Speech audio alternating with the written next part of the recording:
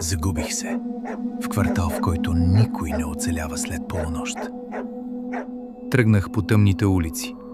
Лампите премигваха, а всяка пресечка изглеждаше една и съща. На стената видях графит: „Не гледай назад“. Но когато се обърнах, улицата вече беше различна. Вратите на къщите бяха заключени, прозорците заковани. Само сенки се движеха вътре. Телефонът ми вибрира. Номерът беше моят, собствен. На екрана пишеше: „Ти вече си тук“.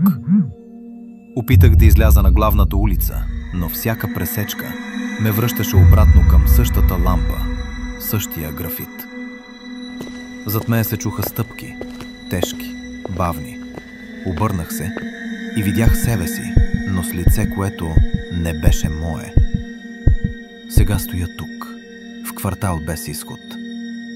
И всяка улица води само към мен.